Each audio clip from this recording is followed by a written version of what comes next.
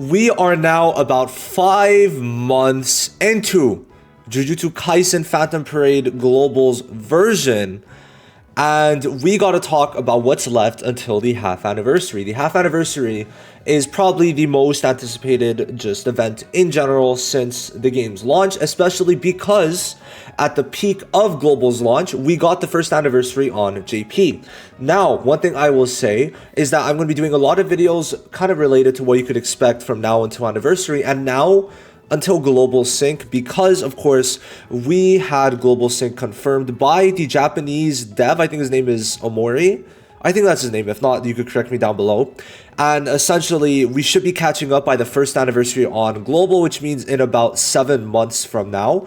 So I want to kind of break this up into a couple of videos, kind of get the currency that you should expect from now until anniversary for half annie, and then also see what to expect from now until the first anniversary on Global and all that good stuff. So in today's video, we're just going to break down what we should expect from now until the half anniversary, and these are the dates we should expect any units. Essentially every Friday for like the past little while, that's when they've been releasing units. Okay, so essentially it's going to be, should be April 4th, April 11th, 18th, 25th, and then May 2nd, and then on May 8th we're going to start anniversary.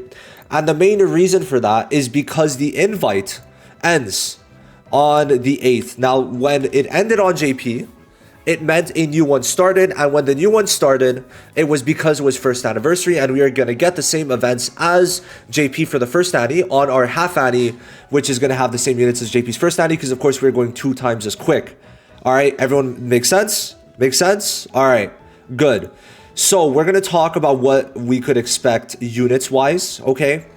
And let's just hop right into it. So we are now basically almost done.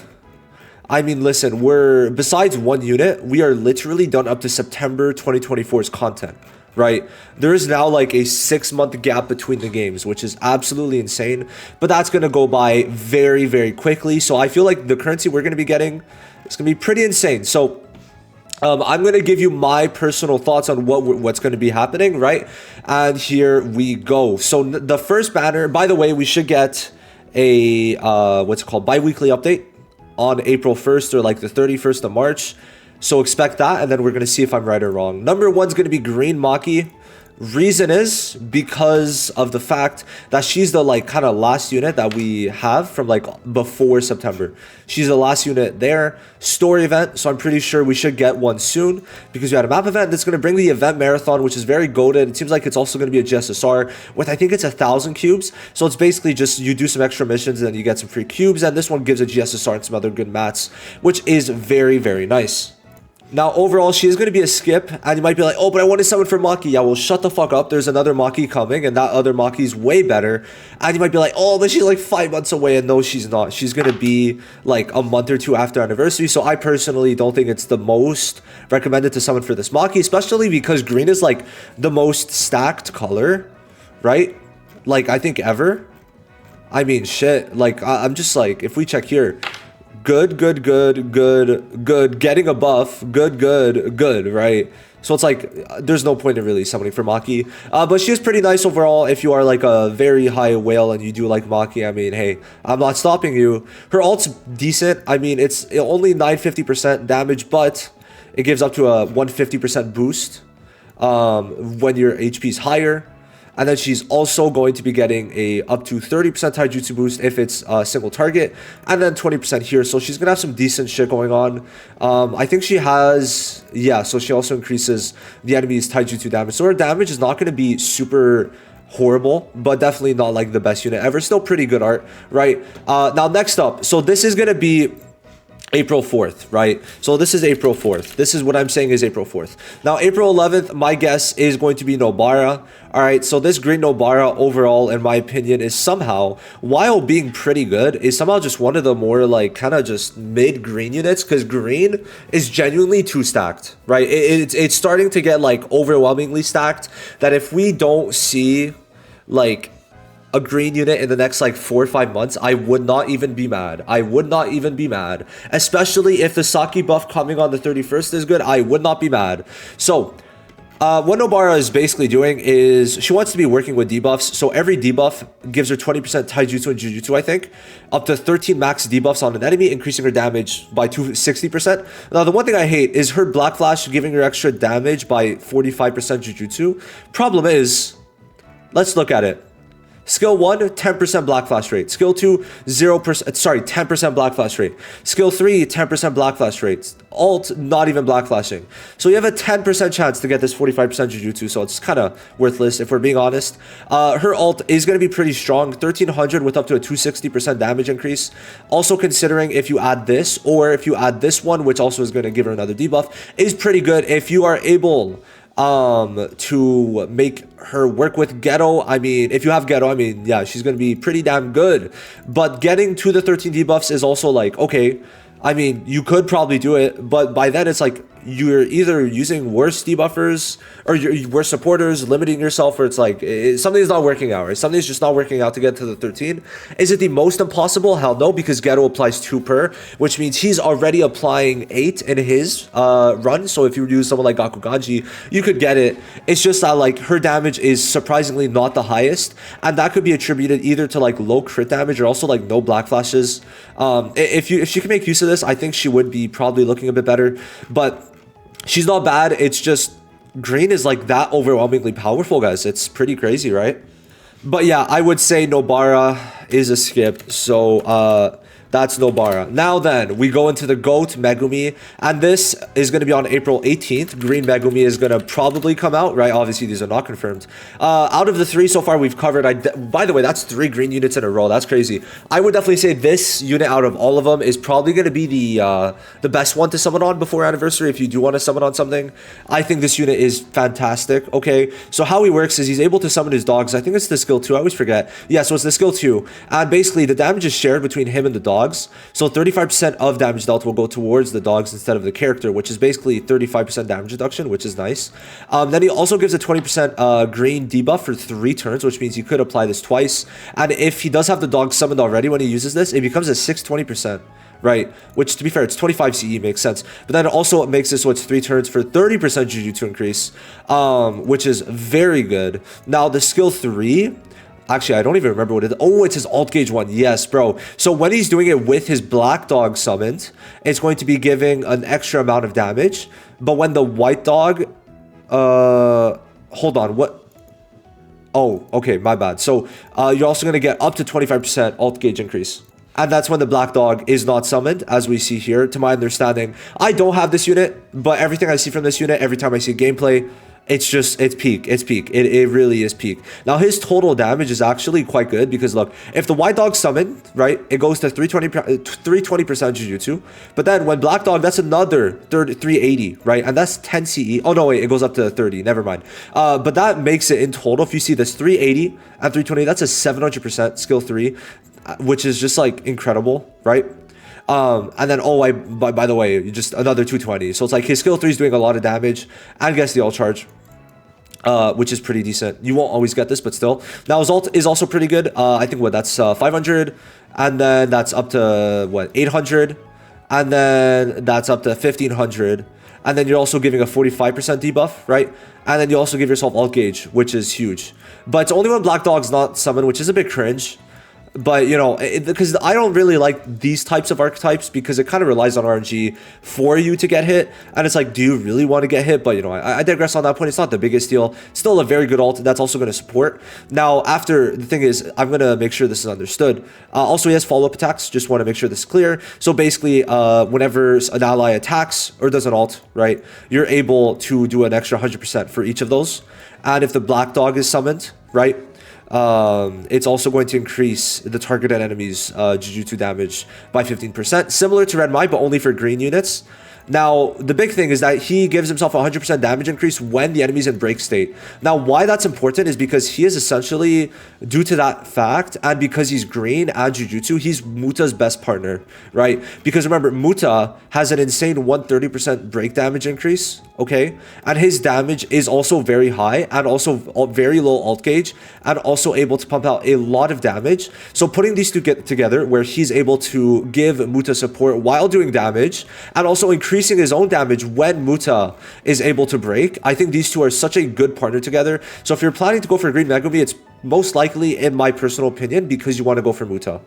So just want to make sure that's clear. I just love this unit so much. I cannot wait to get him on JP. Now, next up, this is probably the April 25th unit, which is going to be Yellow Kaito. Yellow Kaito is a skip in every way, shape, or form, I should say, because he is pretty mid. So if his own CE is above 30 when he uses this, he increases all allies' cursed energy by 14 per turn for 2 turns. And then he reduces his own CE by 5, which means this costs 25. Why it's so ass is because he has to be above 30, right? And the problem with that is you also want to use the skill 3, which gives you damage reduction and also decreasing the enemy's damage, which is very good to make you not take damage. But if you're using this, you're probably not going to be increasing your allies' CE. So he's just kind of a worse Yellow Kaito, besides his ult, which gives more damage up to 140%. The problem is, it's only for yellow, 80%, and it's a one-time thing, unfortunately, but that's not the biggest problem. It's just that, like, he's not giving as much CE almost at all because, like, he has to be above a certain amount of CE, right? And then this is costing him fucking 25, right? So it's like he's not much better, and he should be much better. So I'd say, like, in most cases, Yellow Kaito just works better, especially off of yellow. And then here at the start of each turn, if his own CE is 30 or above, he increases all ally CE by 5, but it's just not enough because you're not going to find yourself above 30 for more than one turn for it to even be worth it. So I'd say, like, if his CE was like for 3 turns and this was above 20, I think it'd be a lot better. But it's just that because you want to use the damage reduction, it doesn't really work out at all. So I'd say, like, this guy's a skip. He's just not good with anyone. Like, I just don't really see a point in using him at all. I don't know.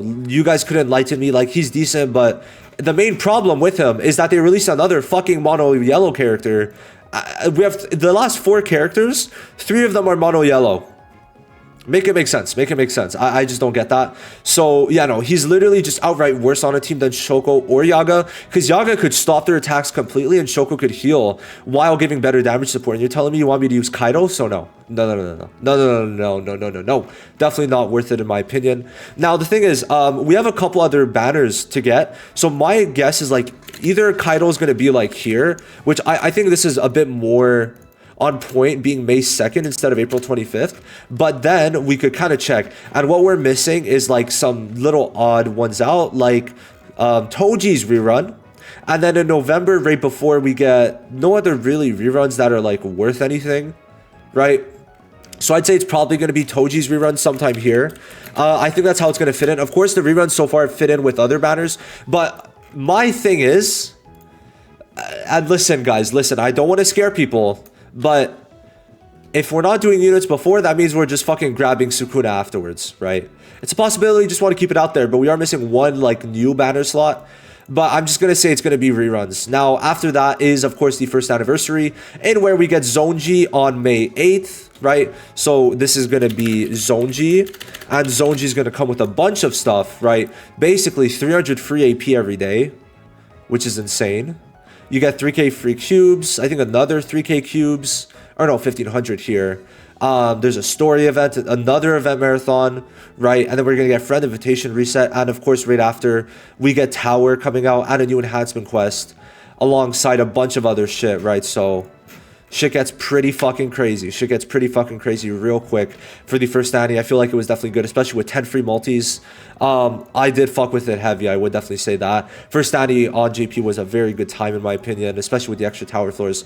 And then of course we get Zonji, which I literally just made a video of him being a fraud. But of course I'm not saying he's bad. I want to make sure there's an understood difference between a fraud and being bad, because he is good. The problem is he's not good enough to warrant being a limited unit and a first anniversary unit. Someone brought up the point that it's like, okay, but Miguel is bad and Ghetto was bad, but then it's like Ghetto was the best auto unit on JP first of all, right? And also second of all, he got buffed tremendously so. And what's the reason for him getting buffed? Because he sucked, right? So it's not like I'm gonna mince my words. If people have to, like, kind of bring in the point where, oh, these units got buffed and they're first of all JJK 0 units and not anniversary units, right? And at the beginning of launch, Miguel, to be fair, Miguel actually has more use than Zonji, because he could actually solo clear 52 when Zonji can't really solo clear 55 unless you get it extremely lucky. Which congrats, someone in my comments actually did get lucky, so congrats to him. But I would definitely say Zonji was definitely not tuned high enough.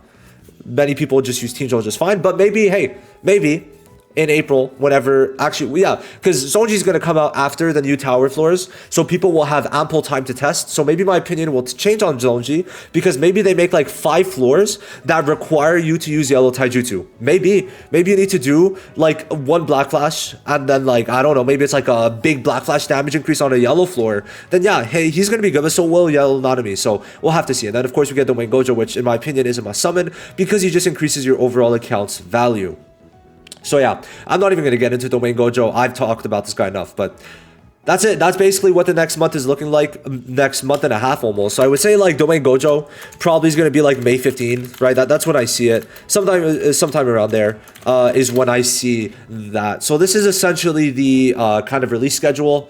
April 4th, Maki. April 11th, Nobara. April 18th, Megumi. April 25th, probably Toji's rerun. May 2nd, Yellow Kaito, or they just don't release anything here, and then they put Yellow Kaito on the 25th. Zonji is May 8th, and Domain Gojo is probably going to be May 15th. That's probably how it's going to go. If there's any updates, I will let you know. Thank you guys for watching this video. Have a good day. Bye-bye.